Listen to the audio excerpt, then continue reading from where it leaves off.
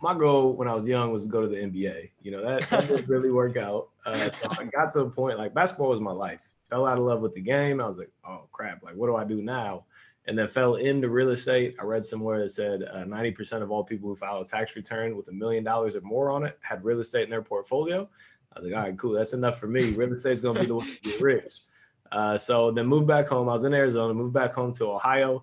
Bought a duplex when I was 20 years old. I had about 30 grand saved at the time. So used that as a down payment. Got licensed a couple months after that, hired a mentor a couple months after that, flipped my first house at 22, made $107,000 net profit and reinvested it all back into the business. And, we've done flips, we've done new construction, apartment buildings, commercial buildings, wholesales, the Burr method, a little bit of everything. And the beautiful thing is all of that has been done with other people's money. So I've been able to raise $20 million to fund all of my real estate deals.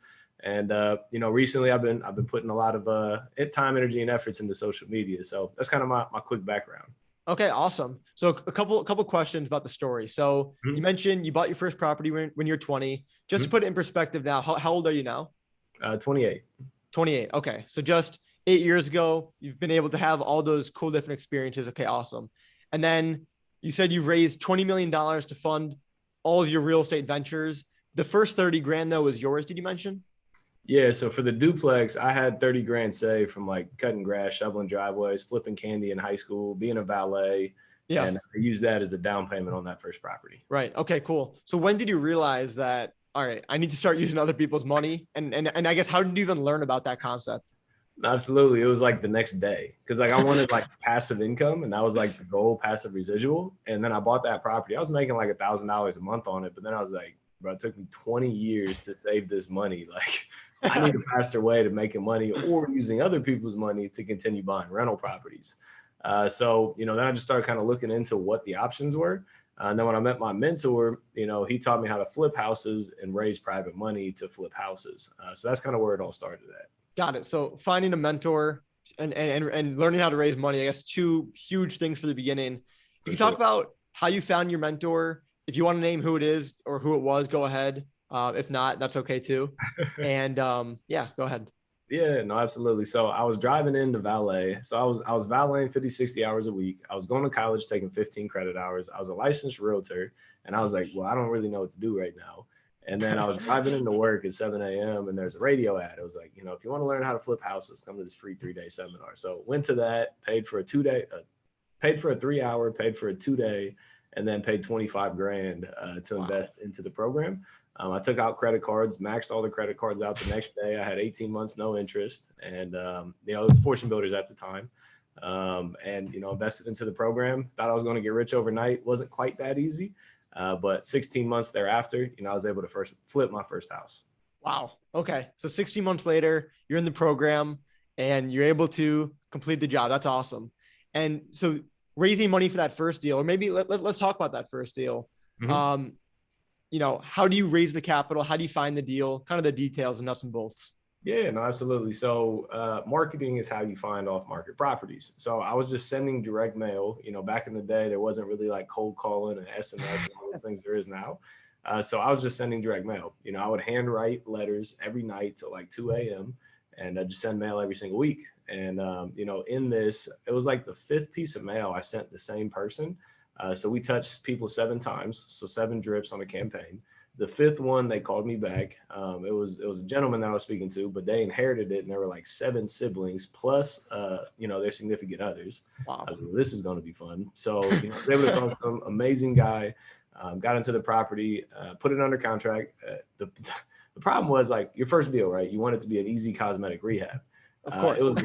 It was a $74,000 purchase and a $170,000 construction budget. Wow. Put on a 600 square foot addition, roof, windows, electric, plumbing, HVAC, open concept, like 2-car garage, like the whole shebang.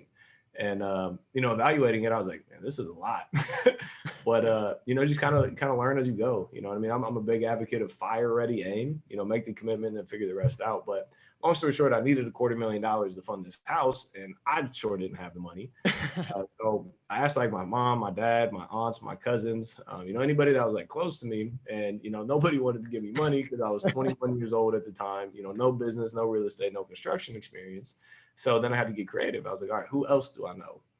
And I remember about a year prior to that, I met a lady at a real estate networking event, and we were just talking. And she, like a year ago, she mentioned that she just retired. She rolled her IRA to a self-directed IRA, and she was going to get started investing in real estate. And she was going to use that money to do the deals.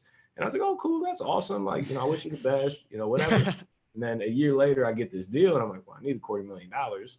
So I ended up calling her back, and I was like, hey, how's business? Blah, blah, blah. And she was like, I haven't really done a deal yet. And I was just like, perfect. Like, I actually have an opportunity. Do you want to invest into it? And she ended up funding the first deal for me. So wow. The first deal, $250,000, no money out of pocket. Wow. That's awesome. And it's cool to see those connections that you make. If I don't know if you kept up with her or not, but sure, she's still a lender.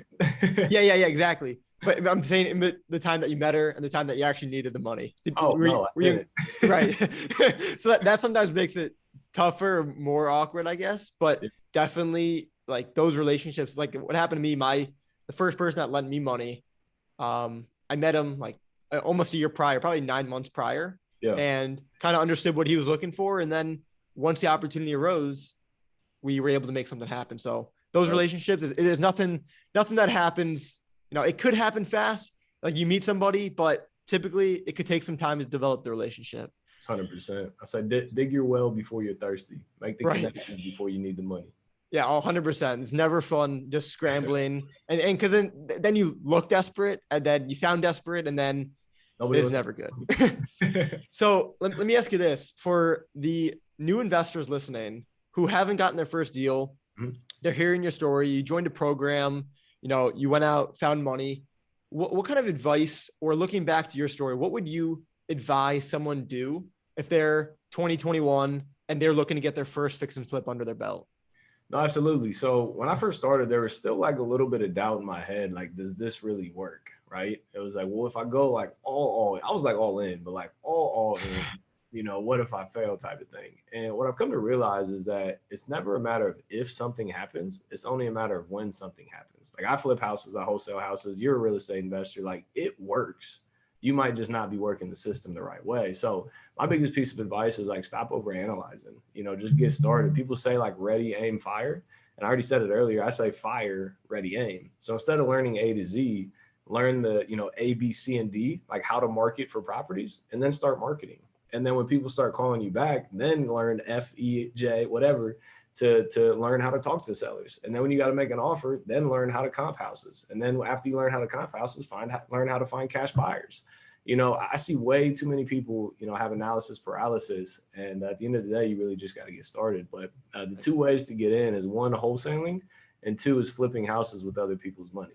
And it all comes back to relationships. Relationships and marketing is the key to this business. Thanks for watching that clip from the Real Estate Investing Made Simple podcast. If you want to see the entire interview, go ahead and click the link in the description below. And don't forget to subscribe to stay tuned for all future episodes.